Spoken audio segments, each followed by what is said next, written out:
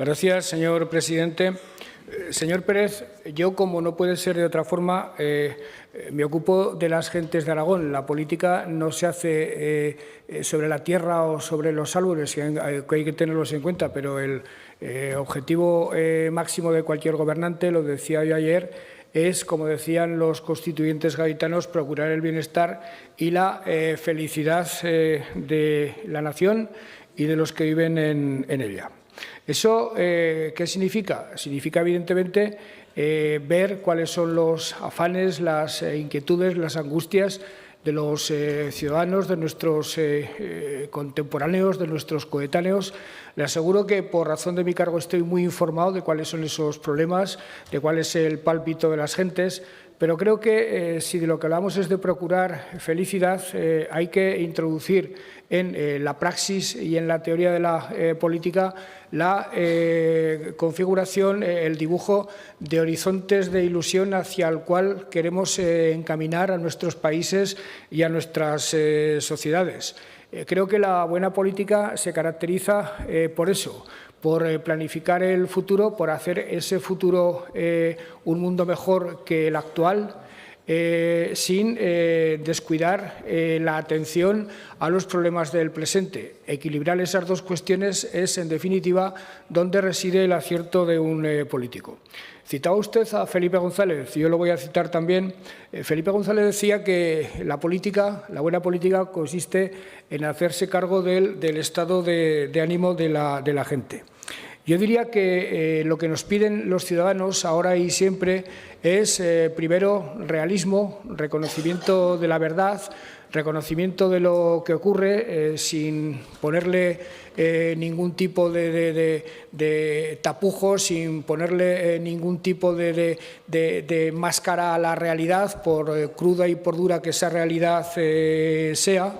Eso es algo que nos debe caracterizar a todos cuando hacemos uso de la palabra, pero desde luego hacerse cargo del ánimo de la gente es también planificar, vuelvo a insistir otra vez, horizontes de futuro. Y yo traté de hacer ayer, señor Pérez, las dos cosas.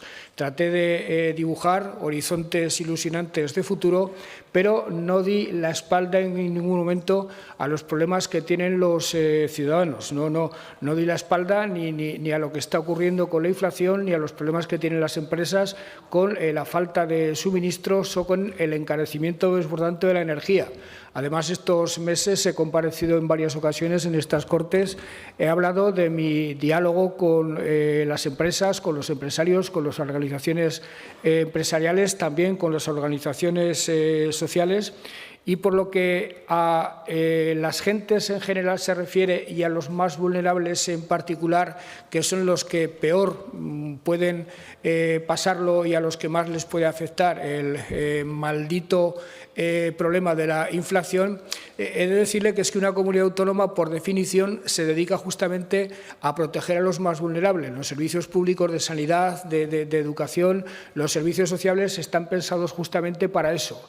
Y en estos tiempos, herederos de la crisis de la COVID y asumiendo los problemas generados por la inflación debida a la guerra de Ucrania, todos los mecanismos sociales, tanto por parte del Gobierno de España como por parte del Gobierno de Aragón, se han activado. Yo creo que hemos incrementado las ayudas, anuncié la de los 200 euros y seguiremos haciendo todo lo que en nuestra mano y nuestras capacidades presupuestarias nos lo permitan.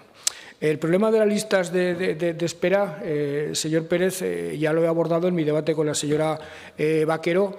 Creo que se están poniendo sobre la mesa todos los recursos, todos los elementos de agilizar la gestión para ir acortándolas progresivamente y alcanzar ratios razonables en cuanto a listas de espera en el plazo más breve posible. En un rechazo otra vez que seamos la peor comunidad autónoma, sí que somos, no sé si para bien o para mal, la que ha sido siempre más sincera y más franca a la hora de dar a conocer los datos de su situación. Lo fuimos durante la COVID, lo somos también ahora.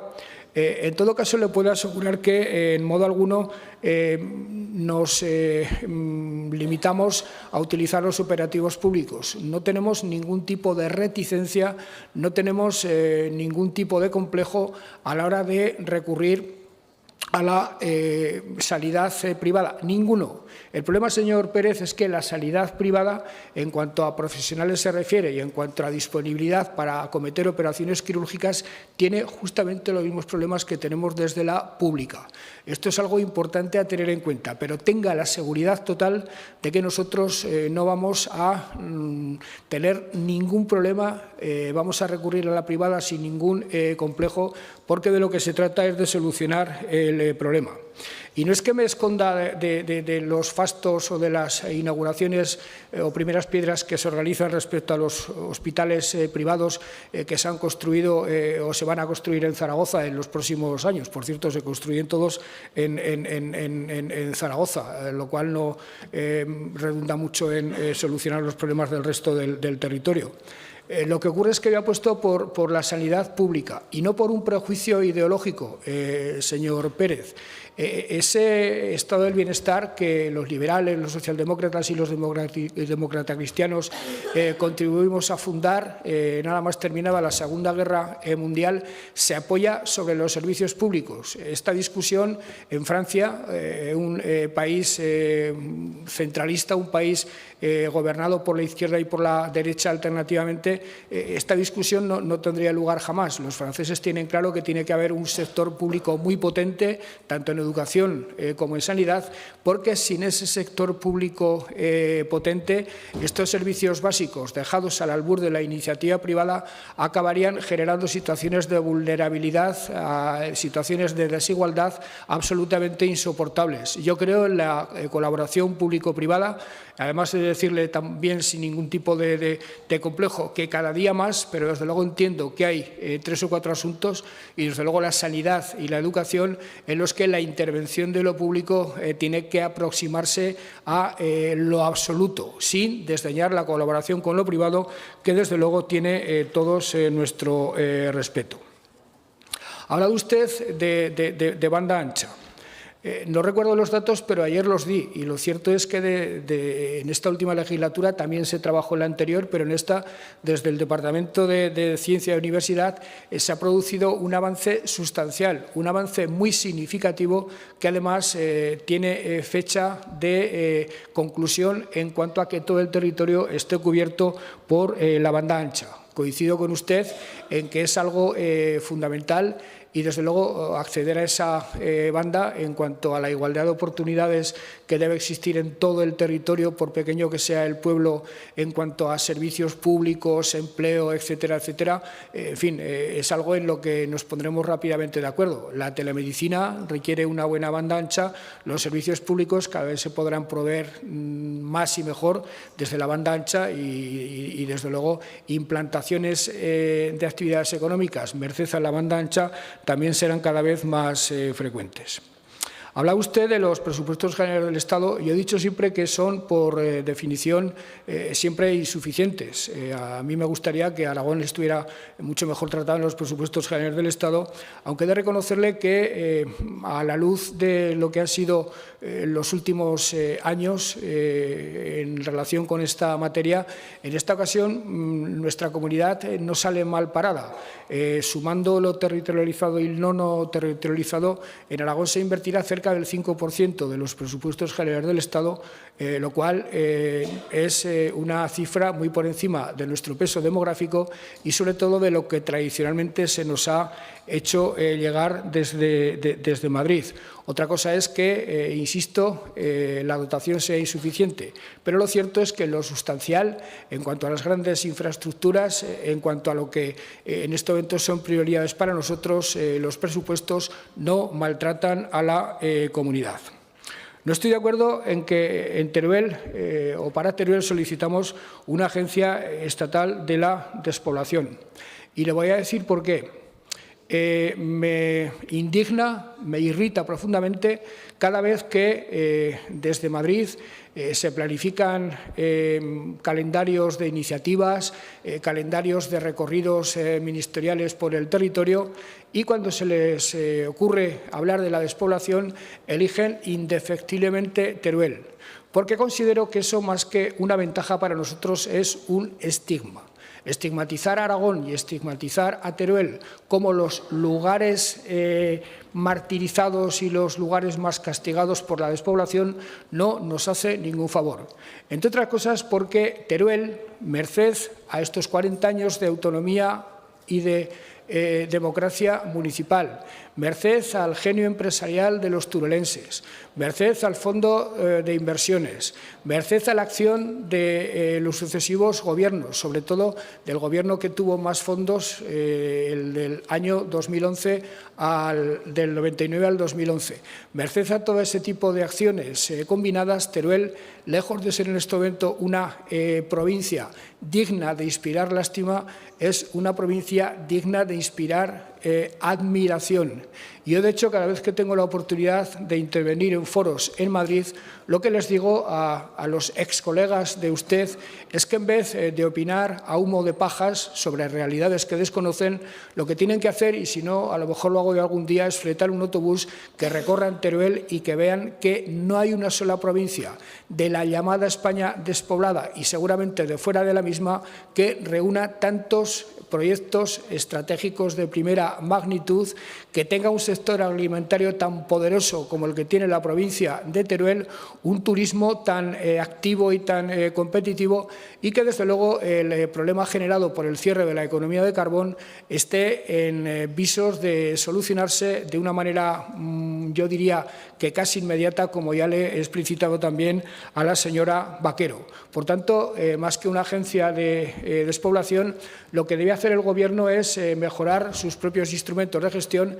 Estaría bien, por ejemplo, crear para el futuro una agencia que gestione más y mejor el Fondo de Inversiones de Teruel, que no siempre se ha invertido bien, pero que sí ha producido muy buenas inversiones, ha impulsado proyectos estratégicos fundamentales y que es uno de los factores diferenciales con los que Teruel va a seguir contando en el futuro. Lo de las ayudas del 20% es algo que, insisto, puso sobre la mesa el Gobierno de Aragón en el año 2019, pero será más relevante todavía lo que provenga del FITE para que un presente espléndido lo sea más en el futuro. Yo he dicho muchas veces que a Aragón la autonomía le ha sentado de maravilla, pero a quien le ha sentado de maravilla la autonomía, quien más brechas ha ido reduciendo respecto a las comunidades que nos rodean, ha sido justamente la provincia de Teruel.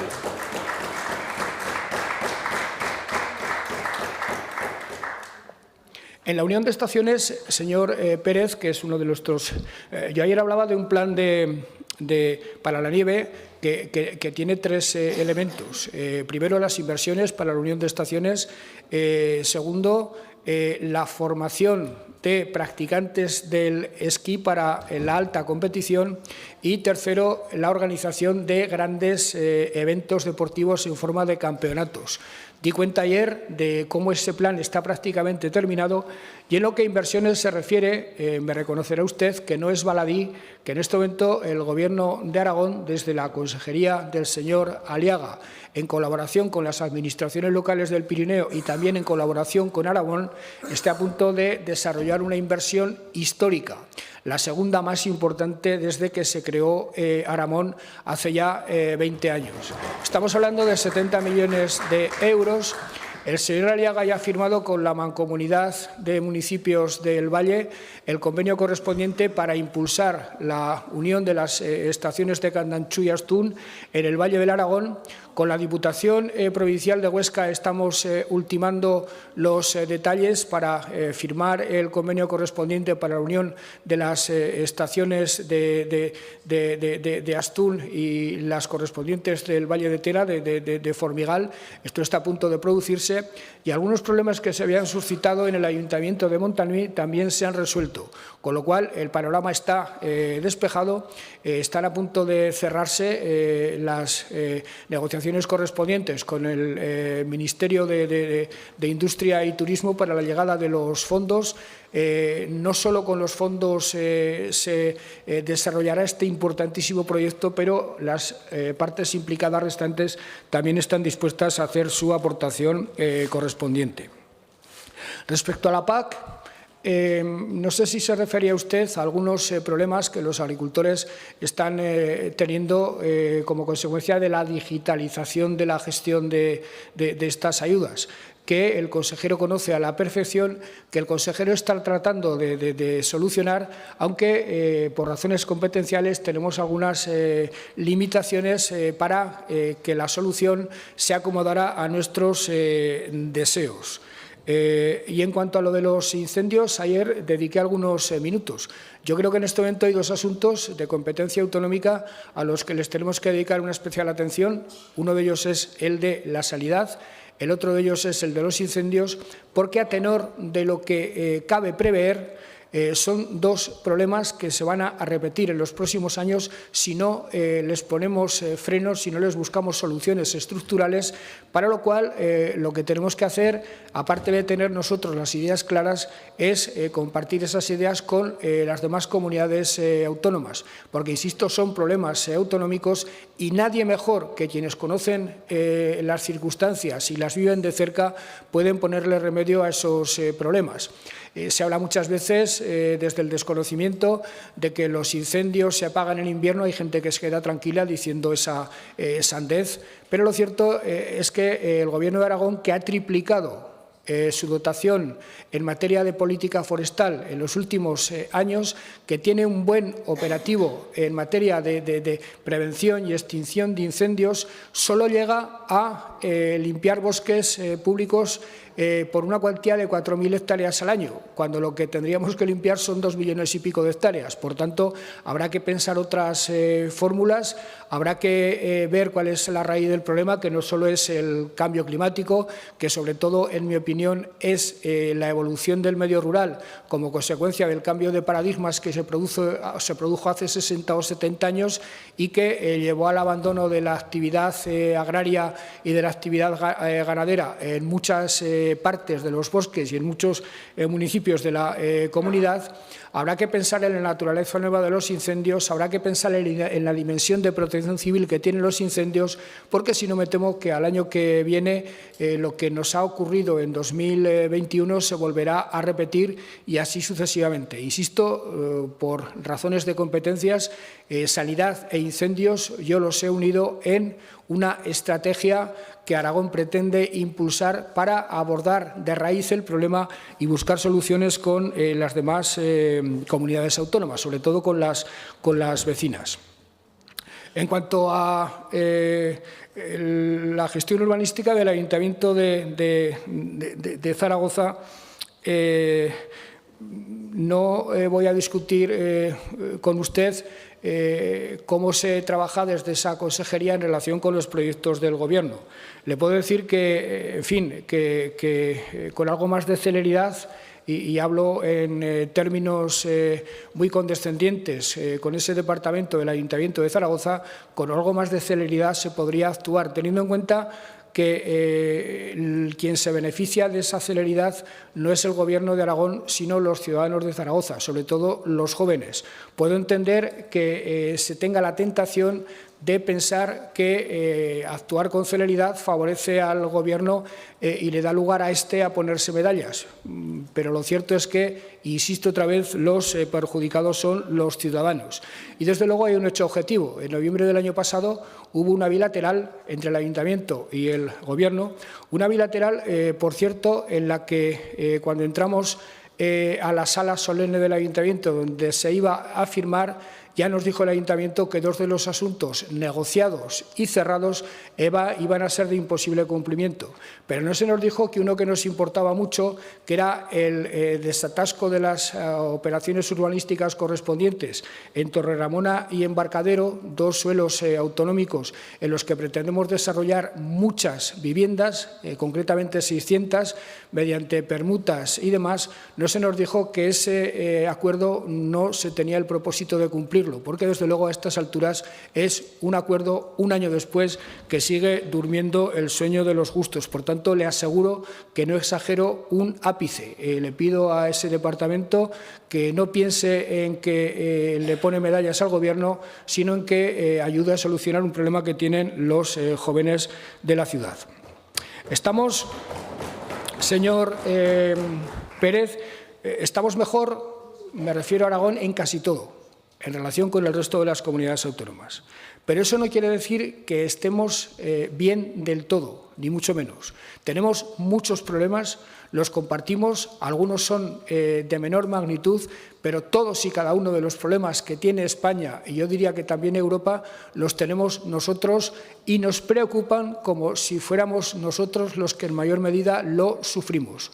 Usted ha hecho una enumeración de varios de ellos, yo los suscribo absolutamente. Estoy orgulloso de que hayamos incrementado sustancialmente el número de personas atendidas por la Ley de Dependencia, pero desde luego, tanto en este asunto como cualquier otro, creo que hay que afanarse mucho en mejorar la gestión y en acelerar todos los trámites. En materia fiscal, señor Pérez, hemos hablado mucho en estas Cortes en los últimos meses. Bueno, en realidad con el Partido Popular llevamos 8 años hablando porque es la cantinela permanente. Los impuestos valen para un roto y para un descosido. Nosotros pensamos que este debate es un debate que hay que afrontar con serenidad y con responsabilidad. Sino que se lo pregunten a los conservadores británicos que por hacer lo que el Partido Popular dice que hay que hacer en España, pero hacerlo ellos en Inglaterra, le ha costado el puesto al ministro de Hacienda y a la propia presidenta del Gobierno inglés, por incurrir en la responsabilidad de que cabe desmantelar el sistema fiscal y suprimir impuestos a mansalva sin que de ello se resienta un país y sobre todo los servicios públicos. Creo que hay que hablar de fiscalidad. Aquí estamos hablando mucho de fiscalidad. Tenemos las ideas ya bastante claras en el cuatripartito, tanto como para que en mi siguiente turno le pueda anunciar que ya tenemos un acuerdo de reforma fiscal en la Comunidad Autónoma de Aragón, pero desde luego lo hemos hecho teniendo en cuenta que hay que financiar los servicios públicos, que tocar los impuestos hay que hacerlo con criterios de progresividad, con criterios de justicia, que de los impuestos o de cualquier reforma se trata de que se beneficien quienes menos recursos tienen, que se beneficie la actividad económica y que hagan un sacrificio mayor en los que más tienen, los que más ingresos o los que más medios tienen para pasar por la vida. En todo caso, para nosotros la preservación de los servicios públicos es absolutamente fundamental y, desde luego, a eso en ningún momento vamos a renunciar. Los autónomos son un sector absolutamente fundamental de nuestra economía, de la economía aragonesa y de cualquier otra economía. Y, desde luego, en modo alguno, este Gobierno les ha dado la espalda. Hay acciones concretas desde el Departamento de Economía, se han abierto líneas de ayudas y, sobre todo, se ha dado un paso muy relevante, que es la aprobación de la ley y del Consejo Aragonés de Autónomos.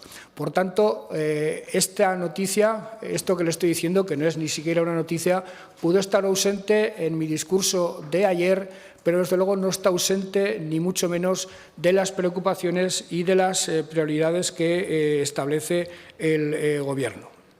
La formación profesional es una de las claves del futuro de la comunidad, por 2 razones. Porque es la mejor manera de que los jóvenes tengan pronto un trabajo y, segundo, porque la comunidad necesita ya muchos trabajadores para cubrir puestos que el aparato productivo ofrece y para los que en las oficinas del INAEM no hay personas con la consiguiente cualificación.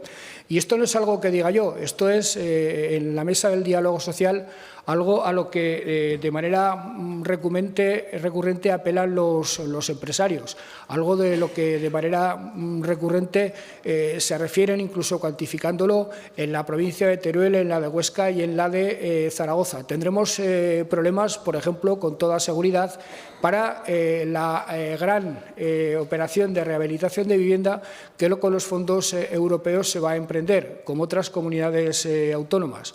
Y tendremos que pensar en la formación profesional como una de las herramientas más importantes, como una de las herramientas más útiles para solucionar ese asunto. Ya se ha logrado un gran acuerdo sobre la formación profesional.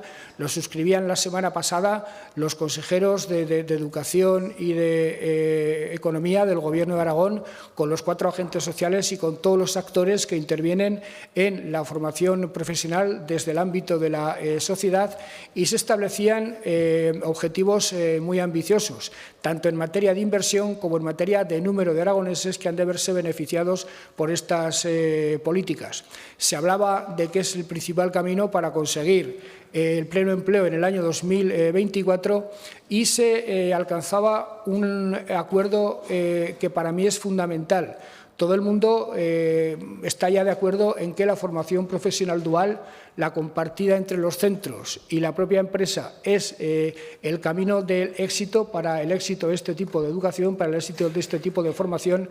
Y en ese Consejo, en ese gran acuerdo, se habló de que en 5 años toda la formación profesional se pueda impartir de manera dual.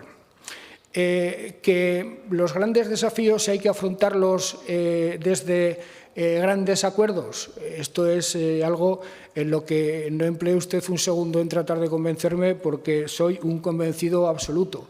Y de hecho ya he hablado que mi manera de entender el socialismo democrático consiste, primero, en defender las ideas de la igualdad y la libertad y, segundo, en construir país a través de grandes acuerdos en los que cada cual haga sus aportaciones. Todas las ideologías son válidas, todas las aportaciones que se hacen para construir un país merecen exactamente el mismo respeto, y lo que hay que, primero, estar dispuesto a defender las ideas de uno y, segundo, estar dispuesto a aceptar las ideas de los demás y a considerar que no necesariamente están equivocadas, de la misma forma que no necesariamente estamos nosotros acertados en todo lo que pensamos.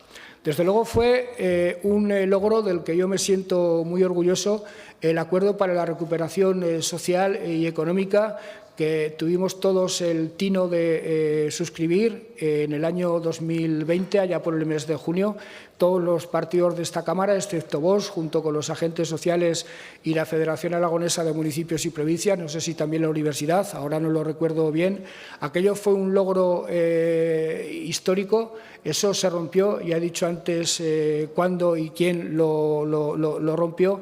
Y, desde luego, en el futuro no vamos a tener desafíos de menor entidad que aquel que nos deparó la COVID. Quizá aquel era más urgente porque afectaba a la salud y a la vida, pero en el futuro vamos a tener también que afrontar problemas muy serios, muy difíciles, los tenemos ya, y, desde luego, la única manera de hacerlo con solvencia y con seriedad es a través de grandes acuerdos. Lo que ocurre es que dos no pactan si uno no quiere. Ese es el inconveniente contra el que chocaremos siempre en relación con algunas fuerzas políticas que entienden que en el escenario solo tienen que actuar ellos, que no son partidarios del diálogo sino del monólogo. Pero, desde luego, señor Pérez, no es el caso de usted, se lo reconozco. Usted, como buen liberal, es propositor constante de acuerdos y de pactos, además con el talante de colaborar a que esos acuerdos sean reales y, sobre todo, y lo que es más importante, con el talante de cumplirlos. Yo no sé qué deparará el futuro a todos los que estamos aquí. Desde luego todos hemos hecho aportaciones en estos años difíciles, unos más que otros, pero desde luego la sociedad aragonesa debería empezar, y es uno de mis deseos expresados ayer, a valorar a las fuerzas políticas por su sensatez, por su compromiso, por su capacidad para superar sectarismos y por su capacidad para entender que la gobernanza de un país, cuanto más transversal y compartida sea, mejor para ese país. Yo con ustedes tengo diferencias, como no puede ser de otra forma, ustedes las tienen con nosotros, como no puede ser de otra forma, pero estoy seguro que en lo básico, en lo fundamental, en anteponer el país al partido de uno, vamos a estar siempre de acuerdo, lo cual es un paso fundamental para que las ideologías y las fuerzas políticas que se caracterizan por ese talante fueran particularmente bien acogidas y bien recibidas por los ciudadanos a lo largo de las legislaturas y, sobre todo, en el momento de votar. Muchas gracias. Gracias, señor presidente. Señor Pérez, su turno de réplica.